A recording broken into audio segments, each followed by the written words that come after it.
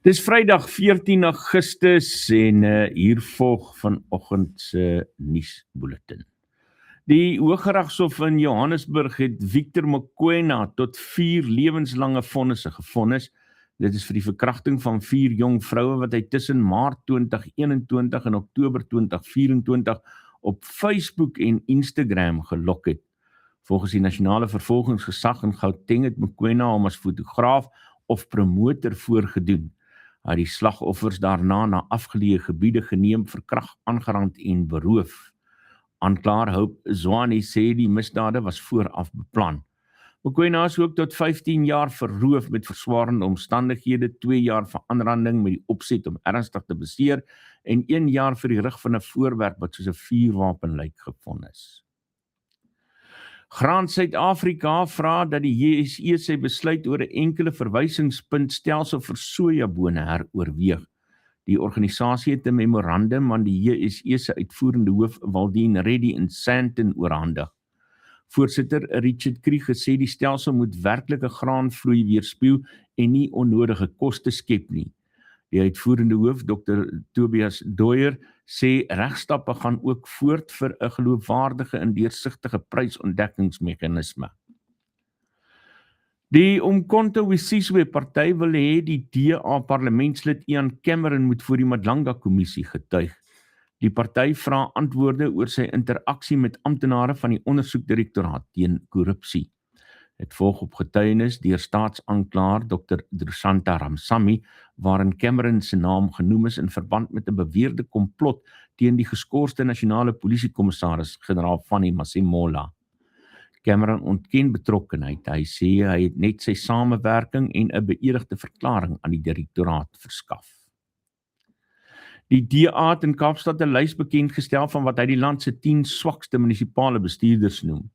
Volgens die party oorheers die Vrystaat die lys. Een van die bestuurders is Lusaba van die Ngaka Modiri Molema distriksmunisipaliteit in Noordwes. Hy is in 2025 aanspreeklik gehou vir R4,6 miljoen weens 'n opgeblaase watertankkontrak.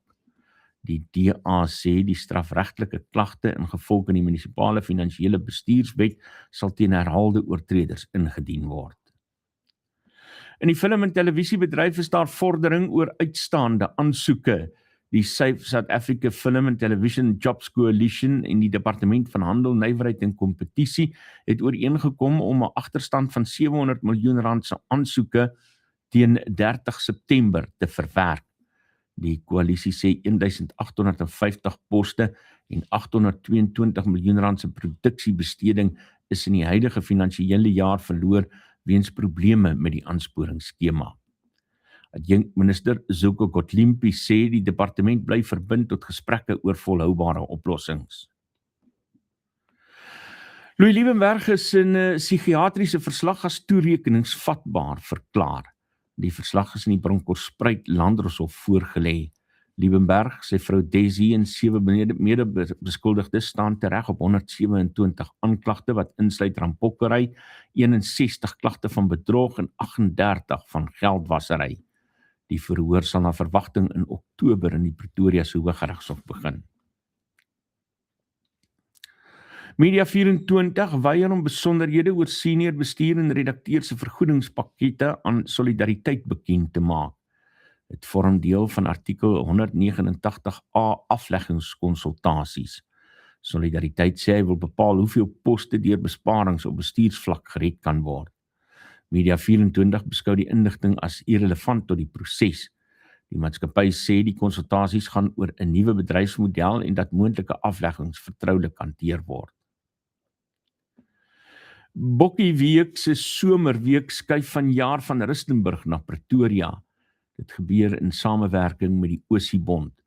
Die besluit volg op die 35ste Bokkieweek in Naboomspruit waarna vrae oor die toernooi se inklusiwiteit ontstaan het. SA Rugby en ander liggame het hulle van die toernooi gedistansieer.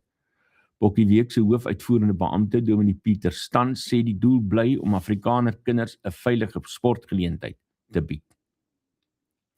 Die jaarlikse sportderby tussen Hoërskool Silje en Hoërskool Otto du Plessis in Gqeberha is gekanselleer. Hoërskool Silje sê die besluit is weens veiligheidskwessies geneem. Die polisie in Kaapstad ondersoek 'n aanval op die sake-eienaar Daniel Lou. Hy is in sy kuierplek Casa Woodstock 19 keer in die kop gesteek. Kring televisiemateriaal wys hoe 'n kaalvoet aanvaller hom van agter met 'n mes takel. Lou se vrou het die aanvaller met stoele probeer keer. Die polisie het 'n verdagte in hegtenis geneem en hy verskyn in die Landdroshof in Kaapstad op 'n aanklag van poging tot moord. Die oud polisieman Dani Fourie is in die Vrystaat tot 5 jaar direkte gevangenisstraf gefonnis.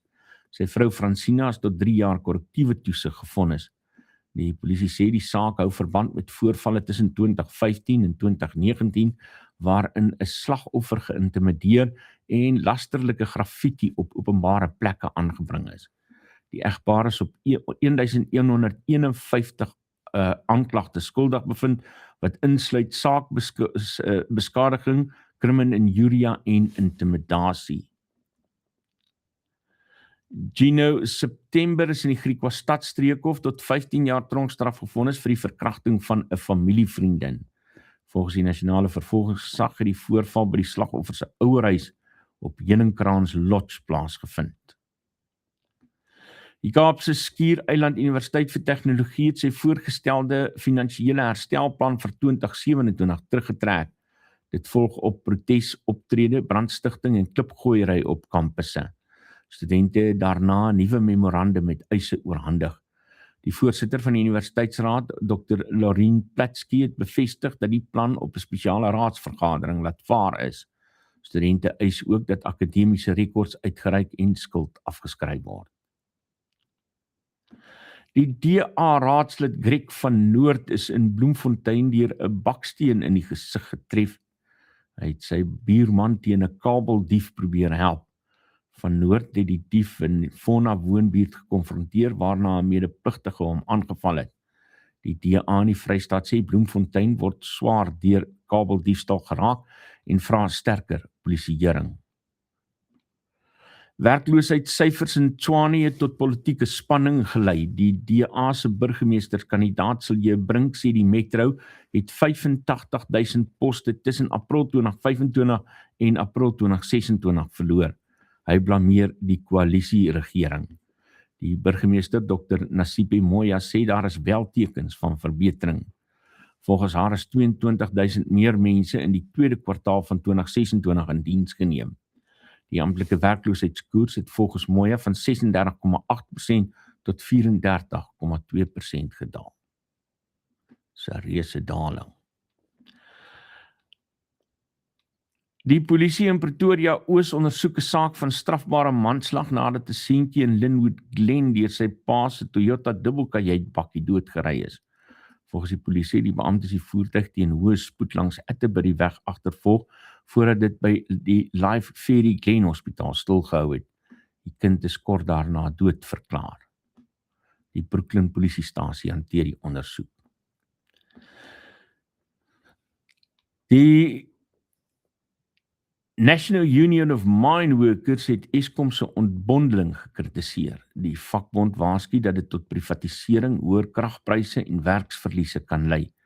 Adjunkt-president Olile Kware sê die vakbond het aan president Cyril Ramaphosa geskryf nadat hy die eerste fase van die herstrukturering goedgekeur het. Business Leadership SA steun egter die herstrukturering en sê dit is nodig vir 'n mededingende mark. Buitelandse nuus, die Oekraïense hommeltuie het Gazprom raffinaderry in Salavat in Rusland aan die brand gesteek. Die aanleg is sowat 1300 km van die grens af. Oekraïne se weermag sê die aanval vorm deel van 'n veldtog om Rusland se oliesektor te ontwrig. Die aanleg verwerk jaarliks tot 74 miljoen vate olie. Die gouverneur van Bashkortostan sê 2 burgerlikes is gewond. In die Krim is 5 Russiese plofstofkenners dood toe 'n wapen ontplof het. In Colombia het 'n samesweringsteorie weer op sosiale media versprei na 'n aardbewing van 7,4 op die Richterskaal. Minstens 270 mense is tot dusver dood. Gebruikers beweer valslik dat die High Frequency Active Auroral Research Program in Alaska die aardbewing veroorsaak het. Wetenskaplikes sê die ramp is deur 'n natuurlike wrywing in die aardkors veroorsaak. Hulle sê daar's geen fisiese basis vir die bewering dat radio-uitsendings aardbewings kan veroorsaak nie. In die besiette Wes-oewer is ongeveer 12 Palestynse huishoudings in Kusra aangesê om hulle huise te verlaat. Die Israeliese weermag het die opdrag gegee tydens 'n operasie om Joodse settlers te verwyder. Roemenië se enigste kernkragsentrale by Cernavodă is afgeskakel. Die watervlakke in die Denau rivier het krities gedaal weens uiterste hittegolwe. Die aanleg wek 20% van die land se krag op. Die reaktore sal na verwagting vir minstens 10 dae buite werking wees. Die Amerikaanse Departement van Buitelandse Sake het aansoeke geopen vir 'n skenking van byna $2 miljoen. Die geld is bedoel vir navorsing oor haatspraak en geweld teen minderheidsgroepe, spesifiek Afrikaners in Suid-Afrika. Die voorstel vereis dat 20% van die begroting aan sielkundige ondersteuning vir slagoffers bestee word. Die inisiatief volg 'n politieke spanning tussen Washington en Pretoria en die saak sal natuurlik dopgehou word. Ons gaan bietjie later vanoggend daaroor gesels. Dan is hier 'n lekker vreemde storie waaroor Netwerk 24 berig het. Hulle het dit ook ergens anders gekry. Maar wat 'n storie. Die amateur golfspeler Zak Holland het sy lidmaatskap by die Wing Haven buiteklub in Missouri onttrek. Hy is daarvan beskuldig dat hy 'n kolhou, dis 'n hole-in-one, vervals het om klubprysgeld te wen. 'n baanopsigter in kringtelevisie beeldmateriaal het getoon dat Holland die bal vroeër in die 4de puitjie geplaas het. Hy het later om verskoning gevra en die PGA van Amerika sê die klub beskou die saak as afgehandel. Maar dis eintlik 'n baie meer komplekse storie, sommer net die bal in die gat gaan plaas. Hierdie ou het die ding baie fyn beplan. Hy het vooruitgeloop en vinnig afgeslaan. Hy het voor die tyd die bal in die gat laat gaan val. Toe het hy nou vinnig voor sy maats uitgeloop en gaan slaan. Afslaan terwyl hulle aanloop. En toe hulle nou daar kom te sê, hy het nou maar afgeslaan, maar hy sien nie sy bal nie. Die res van die ouens slaan toe af. Toe gaan hulle nou na die setpark toe, en hulle soek sy bal, maar hulle kry hom nie. En toe kyk een van die ouens in die gaatjie, en hy sê, maar hier is jou bal. En jou vrindie waar, kyk, daar het hy gepitch. Daar's tot 'n pitchmerk. So hierdie ou het die ding tot in die fynste besonderhede beplan. En so 'n hole-in-one afgedwing totdat hy nou uitgevang is. Lekker vreemde storie, en dan sluit ek af met 'n ander vreemde storie uit Rusland uit. Russiese owerhede ondersoek 'n tendens waarin sogenaamde swart weduwees glo met kwesbare mans trou. Die vroue stuur hulle glo daarna na die frontlinie in die oorlog teen Oekraïne om doodsvergoeding te eis. Dit klink vir my na 'n klomp Davidas. David. In een geval is 'n man na sy troue na die front gestuur waarna sy vrou die uitbetaling geëis het nadat hy gesterf het. Owerhede ondersoek ook militêre personeel wat glo by die skema betrokke.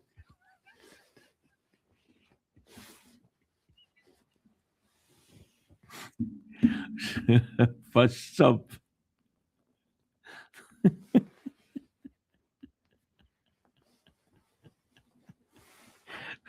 Versap vir 'n Russiese bruid.